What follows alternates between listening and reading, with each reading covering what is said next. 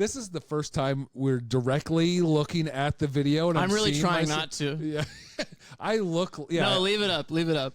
I look like I look like the bad guy from any like conservative, like fear of being judged in a coffee shop. You know what I mean? And I look like the host of the PSA program, like saying, "This is who to watch out for, kids." I'm gonna, there's a lot of blowback against hipsters, right? And I gotta say, I'm pro hipster. I think that people should be judged on what they have. I do like. I am hipster adjacent for sure, and I gotta say, adjacent. Yeah. Well, I mean, I live next to myself, so I'm saying we should hold ourselves to a high standard, and it's not my fault. I like cool shit. I mean, I feel that way all the time. Right? Yeah. I mean, I'm a hipster for sure. Shouldn't we all feel that way? Yeah, but not if you like shitty stuff, then I don't want you feeling that way. That's right. Yeah. Okay. I only want people to feel that way about the things that I like. Right. Right? And everything else can suck dick.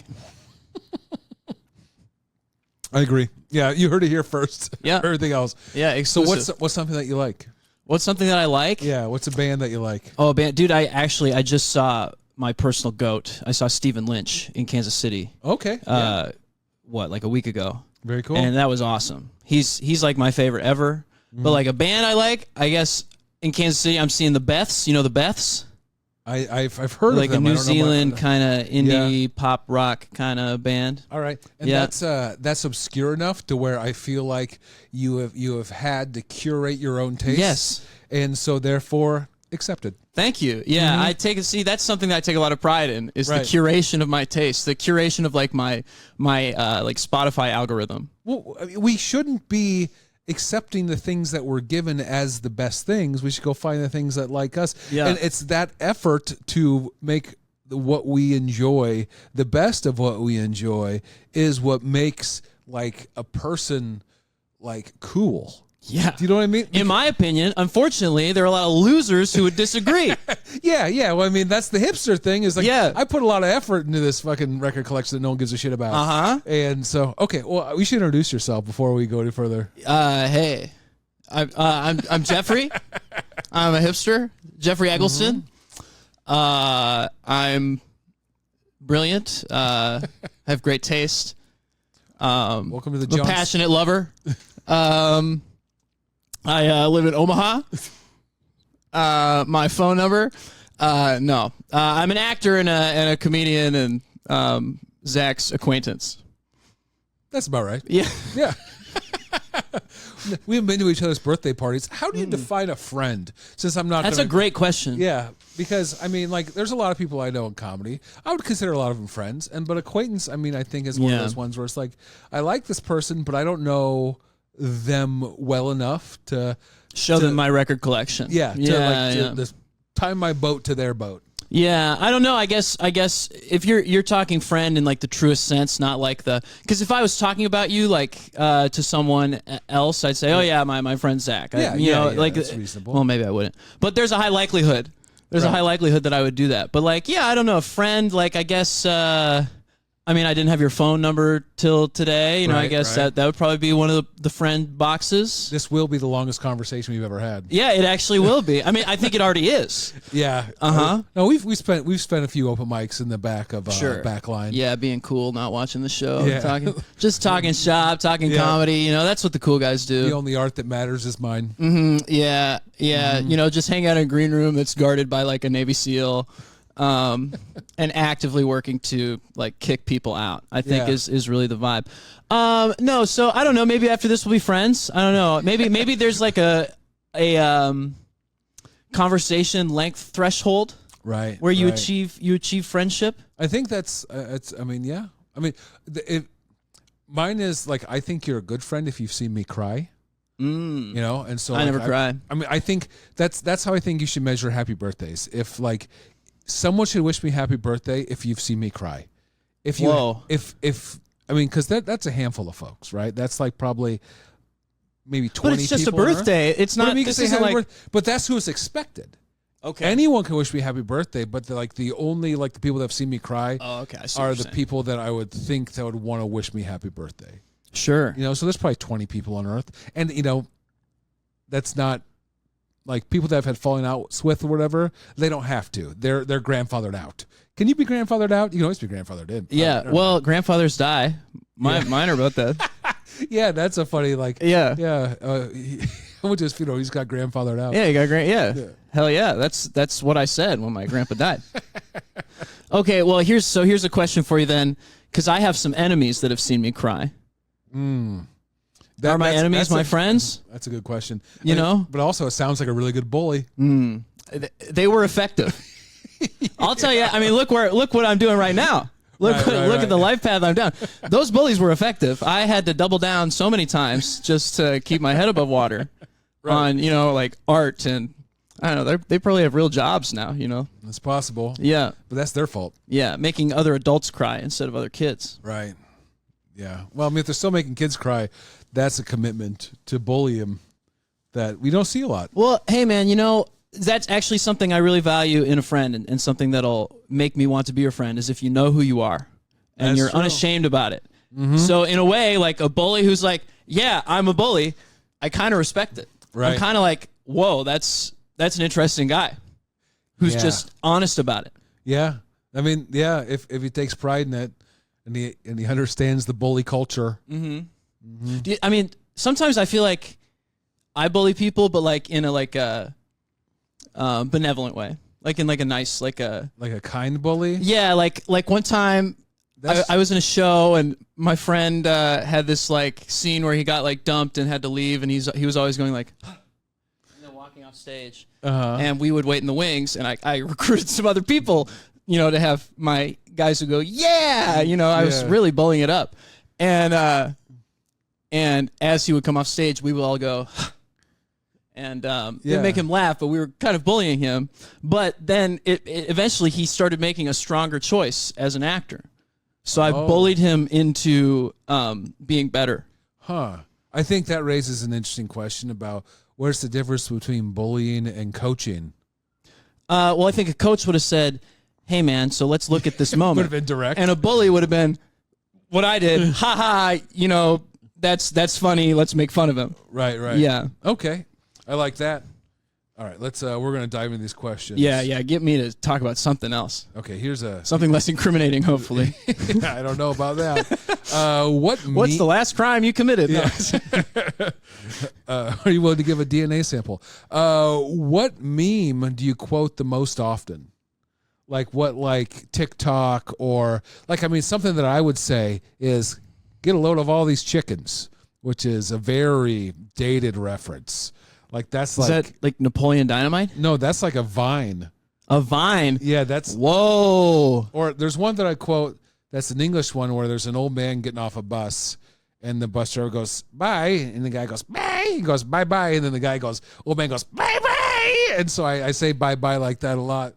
No one knows what I'm talking about. But no. You don't quote any internet meme? I'm trying to think. Not really internet. I've quoted a lot of SpongeBob, I guess, in my day. That's almost the same nowadays. Yeah. Well. Yeah. I don't know. I do.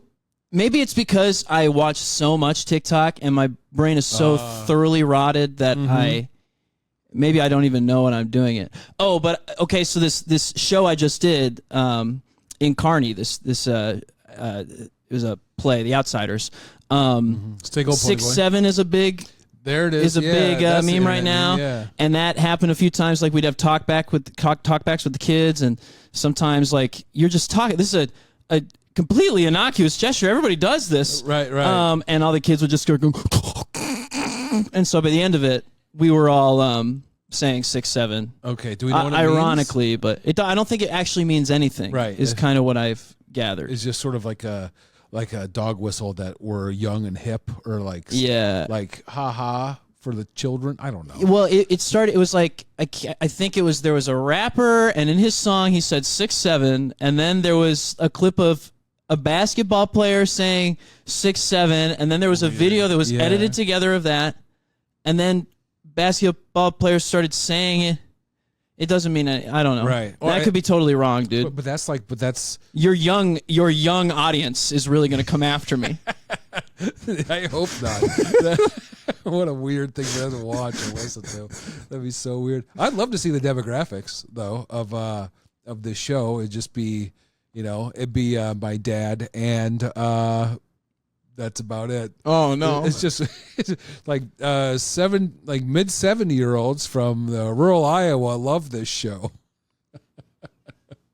Yeah, but I think that's like the perfect like internet culture thing because it is meaningless, because it is brain rot. It's just saying something for the sake of saying something, which is most of the internet. Yeah, well, now the internet used to be like anti-jokes and everything. I don't know. I think we're like kind of like post-irony now, where like it has to have no meaning at all. It can't, right. Everything used to be like, just like sarcasm. Like people were like, oh, I wish I could write in a sarcastic font, or that they used to be the whole internet culture. And we've just completely moved beyond that to nothing. Right. I mean, even now it's like referential to that time where they talk about millennial culture and they make fun of millennials, like of the I can't have cheeseburger sort of millennial humor. Which is super dated and by most accounts very stupid. Yeah, but we were all laughing at that stuff because at the time it was groundbreaking. It was. And what was that, like early 2000s? Yeah, probably. So, I mean, like even like early like through the aughts, I think. Very possible. Yeah, and that would have been like the the big the anti-jokes. That's what I remember. Or that fml.com, fuck my life. Like, you remember that? They were almost like haikus. They were like short stories, but in like that quirky millennial speak. Yeah. Yeah, it's interesting. That's interesting. Like I would love to see like some archaeologists, like anthropologists, like look at it and be like, this type of humor was a response to this cultural shift, like I think that's going to exist, once we're through it. Like I can't have cheeseburger was a cultural response to 9/11. Yeah. Maybe that's true. Maybe it's not. I don't know. I don't know. Hey, you could plug that into ChatGPT and it would probably write you a compelling argument. Oof, I might. I'll be put on some list.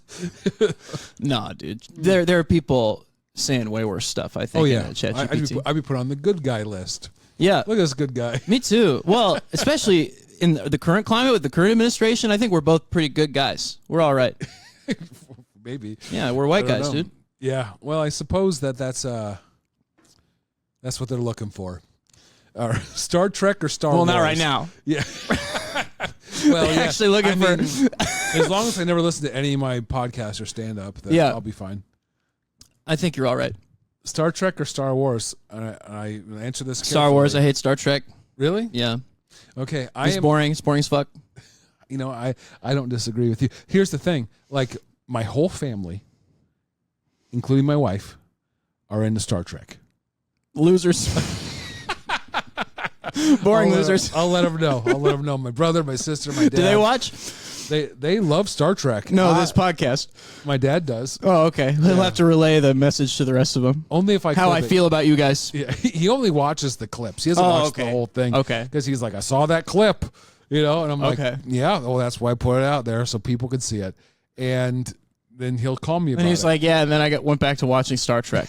Yeah. I was like, I don't know if you've seen this new Deep Space Nine, but yeah, Star Wars. Star Wars, 100%. Well, it sucks now, but like right. But honestly, I'll even take the prequels at this point. Like we've slid so far into the trash compactor. Well, I feel like the thing about Star Wars that was such a big deal when I was a kid was that there were 3 films and that was it, and people watched it and they like dissected it and they understood it so much, and it was like that sort of that real depth of knowledge about now there's so much shit, and who can keep up? Yeah, I don't know, man, because I don't even think. I mean, I guess the diehards still must love it because it still makes money, right? But it's just I don't know. I just don't like the telling of stories that we know already. Like the Obi-Wan show was just like, why? The big fight at the end. Who's gonna win? Yeah. I wonder if he'll finally get him. Yeah. Well, he won't.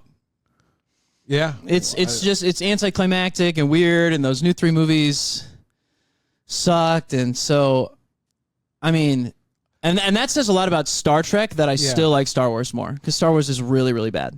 Right. Well, it's been so diluted that even the original 3, it's just kind of like, who cares?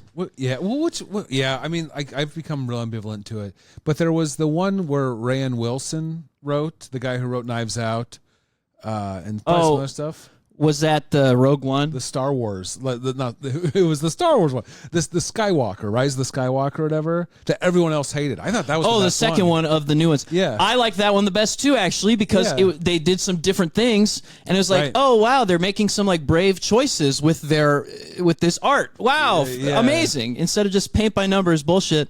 And then everybody was so mad, I guess, because it wasn't, I don't know, I don't get it. Right. Well, I feel like I think some people consume things to not feel, to have, so they can watch the same movie over and over again. It's like, please make the same movie again so I can watch the same movie. Yeah. I mean, hence why Marvel movies are still going, and it's the same movie. That's another thing I totally checked out of. I mean, Marvel and like comic books, I've been reading my whole life. I still read comic books.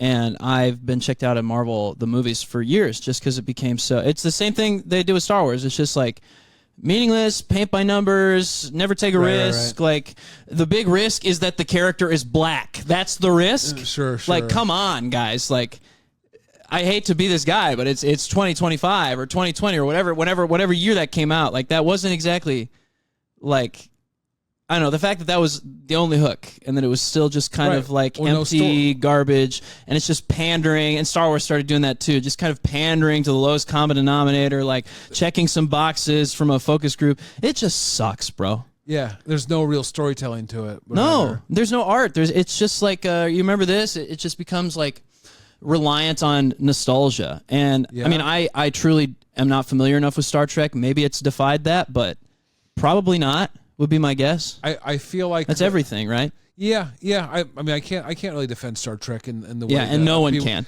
No one can defend Star Trek. The people that like it, like my wife talks about it a lot, and like the way that she enjoys it is fine. But it's like that doesn't. It feels like a word problem. Like if it's like, especially Next Generation is about diplomacy, and it's about social situations. Like, this seems like work. Yeah. Like that's a hard thing for me to do. Yeah. Well, you're part of the problem. I'm part of a lot of problems. All right. Moving on. Oh, we got... this combine them. Oh, okay. Here we go. This is a good question. Okay. Why does Scooby get to be the leader when he helps the least? They are a gang that solves mystery, not a gang that makes big sandwiches. Scooby-Doo? Yeah, the dog. Is he the leader? Or is he like the mascot, like the flagship kind of character? Well, they don't call it the Fred and Daphne show. Well, I mean, Fred's the leader. Come on. And Daphne? Maybe in that modern woke Scooby-Doo they're making now. Well, what about? I mean, Velma seems like I think Velma's the engine. Velma is Donatello. Right. Fred is Leonardo. I can see that. Come on, dude. It's archetypes, bro. Okay, so the Scooby and Shaggy, Michelangelo. Yeah, or one of them Splinter, maybe. I don't know. Okay, well, who's Raphael? Raphael is probably Daphne, because she's a little impulsive. Yeah, is she brooding? Never seen Daphne brood. No, but she's got red hair and he has a red mask, orange hair. That's true. Yeah, I never thought of that about that. I've never compared the two either. Yeah, this is a fresh revelation. I think it works, but there's no Splinter. But they both drive vans. Yeah, okay. And the vans are both green. Interesting. Mm-hmm. Okay. But there's no like singular villain. In Scooby-Doo? Yeah. No. No. Okay. No overarching. There are definitely people they have like caught multiple times, I think. And maybe in some of the movies there have been like a Sinister Six type assemblage of villains. Yeah. But I don't know. The last I don't even know the last Scooby-Doo movie I saw. There was the one where they went in the video game. There was the one where they met the real zombies. Yeah. Like, where they're like, I just saw a clip of this where they're like trying to pull the mask off and they just pull the guy's head off. Wow. But you know who's doing that is Fred, because he's the strong leader. Yeah. I think you're right. Yeah, that he is the leader, and then Velma is the brains. Yeah, interesting. She's the Donatello. Yeah. She does the machines. But if there's... Daphne is cool but rude, and Shaggy and Scooby are party dudes. That is true. Oh, they love big sandwiches. Yeah.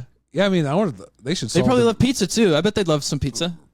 Sandwiches versus pizza. Hey, pull up a clip of them eating pizza. No, don't do that. You get both those things at the same place. Because a lot of the time, where you get big like Italian a concession sandwich. stand at the zoo. No, you get big Italian sandwiches at pizza places. Oh, like a Portillo's or like an Italian grinder. And a what? Like a grinder, a big Italian sandwich. Oh, okay, yeah. I thought the grinder was the name of the place. Yeah, I mean, it's also I thought you said like at an Italian grinder. Yeah, grinder. Yeah, I mean, it's just a variation of the dating app. I don't know where I'm going with that. Italian only for gay Italians. Oh man, I'm gonna avoid the jokes that are in my head.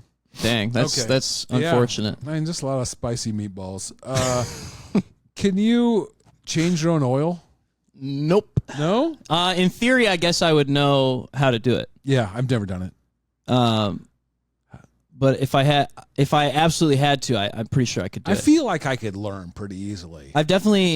My dad taught me when I was like growing up. Yeah. I've never done it myself. I mean, it's you just empty a shit on the bottom.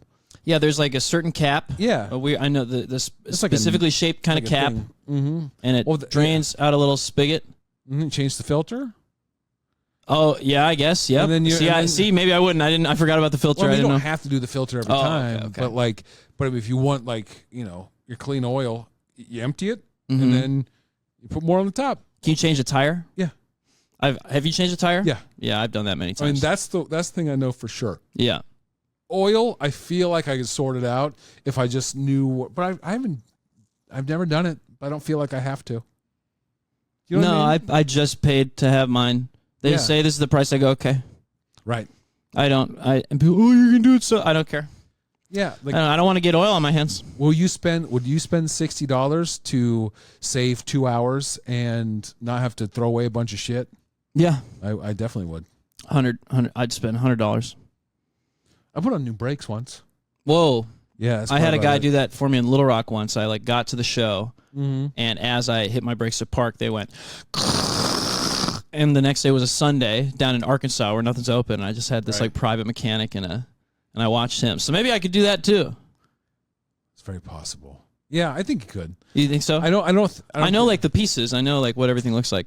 I don't feel like you have to have scientific level brain to sort out what to do. I think you have to have a YouTube connection. And you can do it most of the time. Yeah. I mean, I don't know how an engine works, but I feel like I can sort it out. And those are one of the things I bet if I put enough time into it, I could rebuild an engine. Yeah. I think. I don't know. But it's one of those, you ever think about when I'm old, when I'm completely retired from everything I do and I just live out in the woods. What am I going to do? Yeah. I'm like, I might fix up a truck. I might learn about that. No. Do heroin? No, I was thinking about that too. Yeah, I might try. Yeah. If I was diagnosed with a thing that would you're dead in a year, it's going down. There's gonna be drugs. Yeah. Yeah. 100%. Or maybe heroic doses of some hallucinogenic substances, just to really go and meet God, check the place out before I get there. Yeah. Tell him this is gonna make my room. Can you can you get this in here? I don't know. Yeah. Yeah. I think that's it's provided I'm lucid enough, I guess, to make these decisions. I mean, you want to be lucid? When I'm okay, so that's a good question. I mean, if I'm healthy, then I want to be lucid till the day I die. But if I'm not, then probably, I guess, I don't know. You ever read The Diving Bell and the Butterfly? No. It's about this, he was the editor of French Vogue. He got in this horrible car accident and came to, and he had locked-in syndrome. He could only blink one eye. He wrote this book by blinking his one eye, to his nurse, and she's one blink, two blink, A, B, C, whatever. But he's completely lucid, but also can't move at all. and that sounds like hell. Right. Yeah, like the Metallica 1 video. I don't know that. No? Mm-mm. It's where a guy is a quadruple amputee from war, and he can only move. He can't move. Wouldn't it be Zero? Yeah. Oh, yeah. But I guess the head could be one. Sorry, bad joke. That was bad. But yeah, and then Let's see when I'm trying not to be hacky, and then it's bad. Anyway, go ahead. In Morse code, he nods his head to kill me. Whoa. Over and over again. Yeah, I don't know. That's a great video. Yeah. One of the reasons I got into metal when I was young. Dang, I should watch that. That actually sounds pretty hardcore. And it's old Metallica. Yeah, back when they were like good, right? Yeah, that's what people say. I only follow narratives about metal music. Do you like Weezer? I love Weezer. Okay, I've made this this comparison on this. You're going to compare before. Metallica to Weezer? They're the same thing. There's a big album that sort of made them global phenomenons, and it's a good album, but it's not their best. Okay. And then everything after that album is not as good as the stuff before that album. It's like the departure point. And that album... So for Metallica, that's what? That's one? That's the Black Album. The Black Album. Okay. And for Weezer, it's the Blue Album. Whoa, why are they always colors? I don't know. Ask Weezer. Okay. Ask Metallica. But before that, you know, for Weezer, it's Pinkerton, which is fantastic. Yep. And then the Blue Album, which is, you know, fantastic. Yeah. And then after that, it's like, you know, like I'm not a fan of the rest of it. I do like, and it's not popular, but I like that album Pacific Daydream, just because of like when I listened to it mostly. Like I had like just moved to LA, and it was like this kind of like beachy, like, you know, breakup, but kind of like hopeful kind of music. Or not even really breakup, just kind of like this like very optimistic kind of beachy music. It really stuck with me. Well, I think that's like when a artist has a large catalog like that, there's going to be those like sort of parts that are biographical, and you know, I think when Weezer moved to something else, it just wasn't where I was. You know what I mean? Sure. And you can say the same thing about Metallica, but Kill 'Em All, Master of Puppets, and Injustice for All. Some all-time metal albums, right? Yeah, I'm sure. I mean, I bet I've heard a bunch of. But everything after that, songs. I'm like, no thanks. Ugh. Yeah, you know, and it's not for me. And some people are like, no, the departure period is Saint Anger or something, because that's when they got into it, and that's the album that got them into it. But the Black Album is what got me into Metallica with Enter Sandman and all that. Yeah. Because when I was growing up, that was the shit. Yeah, I have a similar relationship. I don't know if you could pin down exactly the Departure album, but like Coldplay, the Viva La Vida album is incredible, and the stuff before that is all really good. Like Parachutes. And then Parachutes, amazing. Yeah, X and Y. What's the? It's escaping me. But then they did like Milo Xyloto, and it was like, what is this? Right. And then they kind of came back a little bit with like that Ghost Stories album, the breakup album, because it was like very raw. And then since then they've just been kind of like they're just like collaborating with K-pop artists, and it's like what's going on? Well, they're trying new stuff, but it's not the stuff you want. Yeah, come on, guys, you're a band. Play instruments. Don't play lasers. Don't dance. We don't need Coldplay with Coldplay choreography. Yeah, I would like to see them play lasers. Coldplay choreography? They dance? Yeah, I don't know if that's actually happening, but I wouldn't be surprised. Yeah. Well, that's... I have strong opinions about things that I know nothing about. Well, I think those first two Coldplay albums I enjoyed back They're good. And Viva La Vida is really... I think one of my all-time albums, all-time favorite albums. Yeah. I think Coldplay is like... Yeah, I think there was a point where they were like very like, oh, look at this like little weird like sort of emo band. Look at this band playing instruments. Yeah. And then they were like... Now they're like, we're artists. We're going to do some weird stuff. You're like, yeah, you're not Captain Beefheart. No, but see, I don't know. The argument that, oh, we're artists, we're going to do stuff. No, it's like, we want to make money. We want to stay on the radio. Yeah. You know, bands aren't really on the radio as much anymore, so they're just like making the sounds that they think people want to hear, right? And doing I guess getting Beyonce on a song is cool, but how you don't really fit together, guys. Right. Like do something interesting. I don't know. Well, they're making music for Tresemme commercials. Yeah, they're not making music to make good music. Yeah, or there's this band I love, the Temper Trap. Do you know them? I think they're also New Zealand. I like bands who sing in English but with accents. So they have all these great albums, and they haven't put out music in a long time, and now they're putting out this new music that's like a completely different sound. I haven't heard all of it, so who knows if it's like them trying to conform or if it's just like an artistic misfire.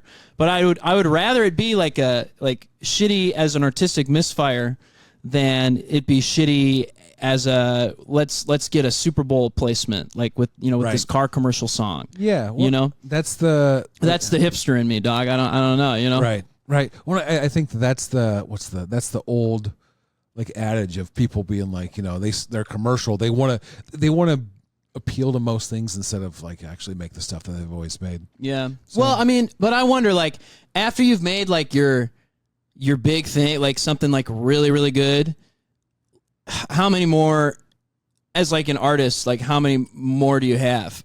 I think there's some people who have like crazy output. Like I was just reading this play by this guy Sam Shepard. Sam Shepard. Yep. He's written so many plays of like epic length, of short length, and his output was just crazy. And True West. Yes, True West. That one I really liked. Yeah, it's in this kind of in the same kind of collection. His like westerns. And so he's got this like crazy catalog, but I think he's like the outlier. I think most people, maybe they have like their one big thing or a couple big things, and then they kind of have to like change mediums or, do something else to make something great again. Right. Like how much more. Not everybody has that much to say, You think about the filmmakers that like came around in the 90s and were like, whoa, this person's different and wild. Yeah. And then like 20 years later, like, oh, another piece of crap. Yeah. Or like, Kevin Smith, Clerks, Mallrats, Chasing Amy. That was like, wow, at the time it was so funny and so different. And now like, Clerks 3 or whatever, you're just like, who cares? Yeah. But there's the fans and there's the people that like that it resonates with, and that's great. M. Night Shyamalan. I'm an M. Night Shyamalan apologist. Sixth Sense, Unbreakable. Great. Yeah, both great. Fantastic. And how many? I like Split. Yeah, and there's other movies in there that are good. What did he do? He did The Happening. He did what's the Village? The Village. That's a good one. Yeah. Signs. Signs is good too. Like are arguably 5 good movies. Well, that's guy. How many directors have made 5 good movies? Well, but that's what I'm saying. Like I like that guy. I respect him because he's willing to like make an artistic misfire. Right. He's made some stinkers, but they didn't stink because he was trying to just do Sixth Sense again. They stunk because he was trying to do something different. Right. And that's why they stunk. Like the Avatar: Last Airbender. Yeah, movie. dude. And I'll admire that. Like I think that is like I think that's badass actually. To put everything behind something that and it just stinks and it's a misfire, but at least he has his fucking integrity. Yeah, at least he's not directing like H&M commercials like the guy Wes Anderson. Oh, he's doing H&M? Well, he did like a Christmas H&M commercial. It's like, bro, I don't feel like that tracks with Wes Anderson. He did it though. I feel like the bag, bro, is for the money. I feel like he's more like Ralph Lauren, than H&M. I feel like his thing is sort of like, well, that's probably why they wanted him. To give them that, that you know what I mean? It's like that aesthetic. It makes it cooler. Makes more sense for H&M does Wes Anderson. Yeah. Because he should do some high-end thing, because he's very New York private school. Yeah. That's his, like, that's my whole aesthetic on him. But, H&M, that's a mall brand. Yeah.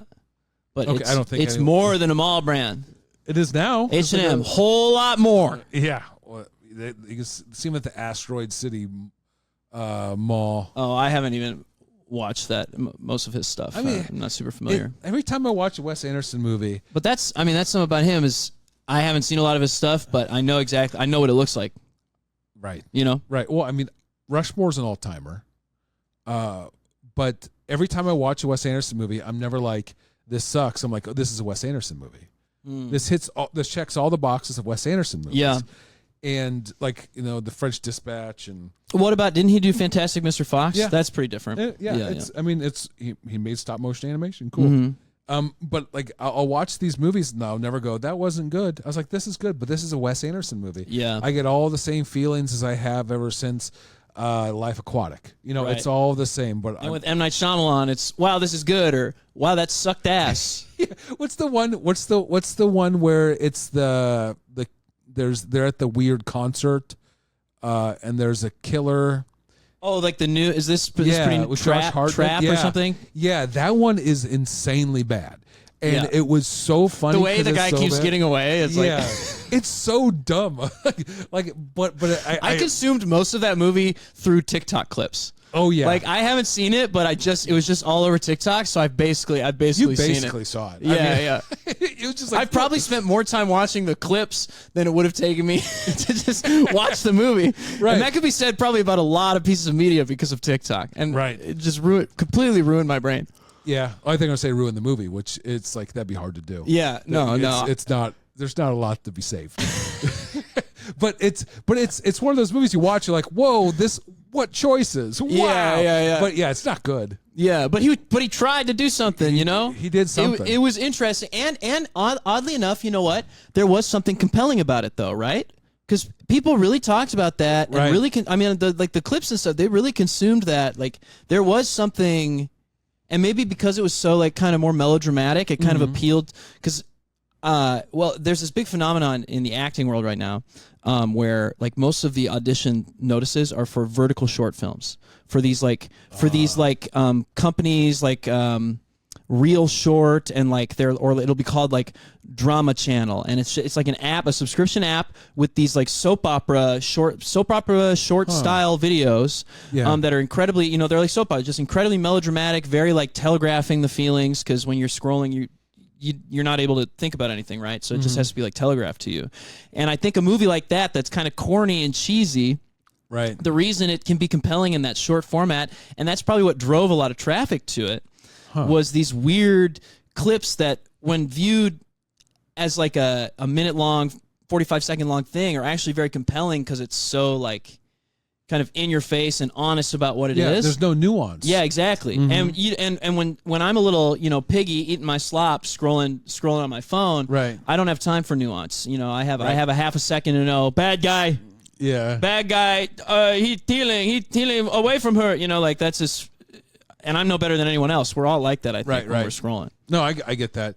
It's all, and because everything that you see is a hard opinion and just a singular opinion. Yeah, exactly. There's no nuance. There's no wait until like this like little turn. It's oh my gosh, he is the bad guy. Yeah. There's no moment like that. Like it makes me think of these videos I watch all week. It's like things we learn on week 6 of the NFL, and it's different every week, but it contradicts itself every time. Yeah. It's like it's like Sam Darnold is the best quarterback ever, and then like the next week it's like Sam Darnold's never been good, and it's like, who cares? And you're just scrolling, so you're like, yep, he's good. Yeah. And then, oh no, he's bad. There's no continuity. Yeah. It's all about this like singular feeling consistently, and that's mostly what the internet is. Yeah, it's just like, I feel this now, and that's all that matters. It's not even that. It's like you're scrolling, and it's like, here, let me feel this for you. And this is how you should feel. Like your screen is like your screen, and that's what the kind of the telegraphing like kind of thing is. I think is like, no, this is how to feel. Like I'll feel this for you. Like you're just being told, or like when you start looking at comments and like just reading comments, it's like, oh, the comments are like telling me how I feel.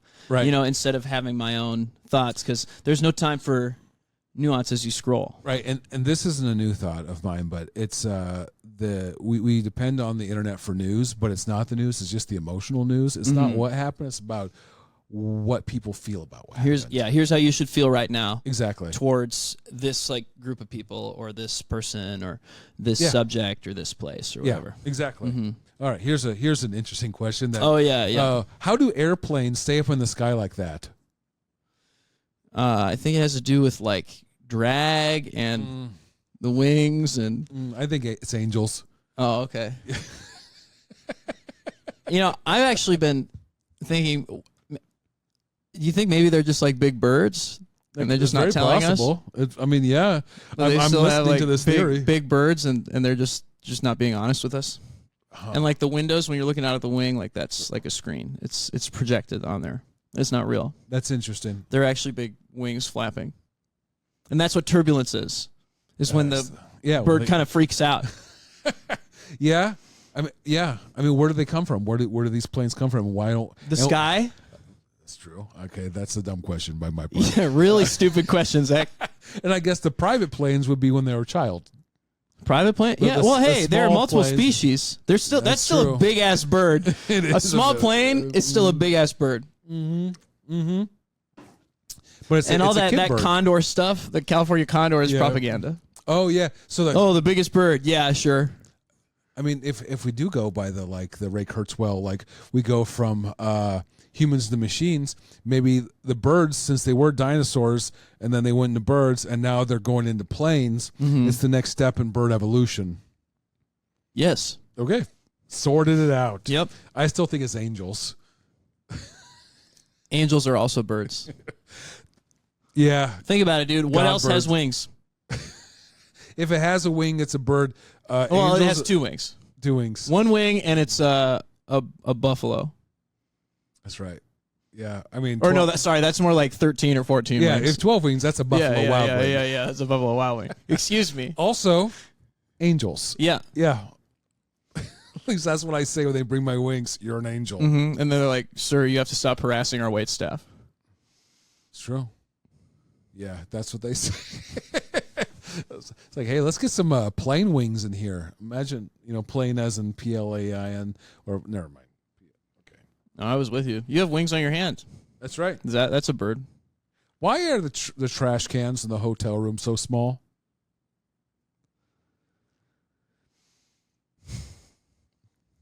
Because I got some big trash. Well, yeah, I mean, it's like you order one meal, and the trash can is overflowing. Exactly. You go to McDonald's and get a small fry, and the trash can is overflowing. I know. And who's staying in these hotel rooms has that little trash? Give me one regular ass hotel room trash. I have never addressed this. It makes me angry every time. Yeah. But I don't think I've ever full on addressed this. So it's kind of shocking me. I'm not gonna lie. Yeah. Well, the thing is, I'll stay in a hotel room for 2 weeks when I'm doing shows in Denver or Chicago or something, and I have to go to the store and make sure I get paper bags for my daily trash can. Yeah, because now they're not even cleaning rooms like they used to. I put it out in the hallway every other day or whatever. Yeah, because of COVID. I mean, there's a lot, but it's bad. Yeah. What can we? Let's look directly in the camera and go, hey, Bon what Vonet. The fuck? Marriott? Yeah, Bon Vonet. What the Bon Vonet? I don't know what that is. That must be a fancy comedian the reward hotel program, the Marriott thing that I'm part of. Oh, Bonvoy. Bonvoy? Sure. Hey, what the hell, Hilton? I've never said it out loud before. Sleep American? Yeah. Oh, the Sleep In Network. Yeah. Sleep In, Days In. What's the other one? Comfort In. Comfort In. Hey, I'm uncomfortable in all of this trash. Yeah, there's a lot of small. Give me one big. You know what they should have? They should have just a trough in the garbage hallway. cans are smaller than this. That's true. That's true. And I'm buying all sorts of popsicles. So popsicles. I have a bad diet. Fudgesicles sometimes. Yeah, I'm staying in a hotel. I gotta stock up on my popsicles. Well, yeah, I mean, they don't even the fridges. Do they even have freezers for you to? You gotta eat them all fast. Let's be honest. I'm housing the whole box. Okay, sick. Right? What kind? There's only 4. You doing bomb pops? What kind of? I'm doing the Yasso. They're Greek yogurt kind. Yes. Oh, the kind that trick you into thinking. But they're you're good. They're good. I'm like, this is yogurt. I can eat 6. Yeah, exactly. But yeah, give us some big fucking garbage cans. No, they don't have to be big. Even this size would be a step in the right direction. The way I eat in the hotel rooms, I need one of the Bucket. big. I need one of those big ones that I take to the curb that you kick on the bottom that roll out. Give me one of those in the hotel room. How about just an incinerator in my room or a trash chute in the hallway? Yeah. Yeah. I think that'd be a good hotel room with an open fire. That'd be sick. Well, no, an incinerator, you'd close it and then, and then it just blasts it. Kind of like you're cremating a body or whatever. It's not just an open fire. I'm just cremating the remains of some Jersey Mikes. Yeah. Don't ask about what I'm putting in there either. What kind of evidence or documents I might be putting in the incinerator. Nothing nefarious ever happens in the hotel rooms. No, definitely not. Actually, I was just reading that Sam Shepard play. I was reading "Fool for Love" takes place in this like seedy motel room. Yeah, that's a good place for a hotel. Yeah, I mean a good place for a play on the edge of the Mojave. It's very Sam Shepard. Yeah, highly recommend it. It's not that long. We are at 45 minutes, so go ahead and I know.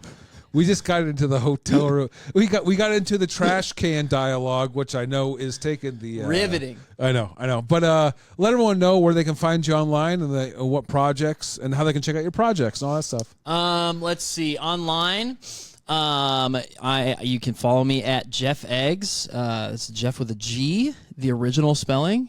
Geoff Eggs. That's everywhere. And then my next project, I don't know. I haven't heard back, but hopefully it'll be something here in Omaha. And you can it'll be on the socials if I get the job. Okay. Yeah. Well, watch the socials, and you have a record out. Oh yeah, yeah. I'm on Spotify. You can look up "Jesus Was a Lady." It's my EP I put out a couple years ago. It was #1 on iTunes for a day and a half. Hey. Yeah, Turn up. I beat Bo Burnham for a day and a half. Hey. Yeah. Someone has to. Somebody. Well. He's been unseated or seated there, not unseated since. Okay. Yeah. What is he? Is that still outside? Inside, I think. Inside. Oh, yeah. Was that the? Well, the whole point was that it was inside. Yeah. Well, I mean, but he put out because I don't know anything. He put out some B-sides called the Inside Outtakes, which I thought was pretty cool. Very, very smart. Yeah. All right. Here's the last question. What is something you'd like to learn more about? My new friend Zach. Well, I tell you, we're friends now. I think we might be. I think so. And how can you tell? I mean, it's just been amicable, which is that's a synonym for friendly. That's true. And we started with synonyms, so it's just been very full circle. Mm-hmm. And I don't know. I just thought it would be nice to say something full circle like that. That is nice. I don't know if I actually meant it, but like artistically, like story arc wise.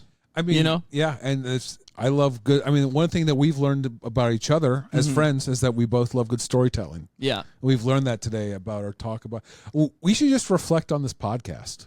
A podcast about it. We could watch ourselves watching ourselves. Yeah, it's the outside inside. It's the inside outside podcast where we talk outside about the podcast that we did inside. So we're going to do another episode of this podcast out in the parking lot, and Herdak's going to make us leave. Yeah, we're closing it down. Yeah, closing down the office space. Yeah, and they're like, Zach, the radio doesn't record you if you talk into the speakers in your car. And I'm like, you don't fucking know that. That's not what the people in the radio are saying to me. Yeah, they were like, hey, look, a big plain bird. And then it's just a bird, dude. You don't have to say. It's not very ornate. So I was like, that's a plain bird. Oh, okay. You just have no faith in your audience. You can rate and review and subscribe this podcast. There's one review, and it's far too nice. Go on there and make fun of me and just but rate it 5 stars. You can be like, Zach looks like he sleeps in a mochaccino or whatever the hell I look like. But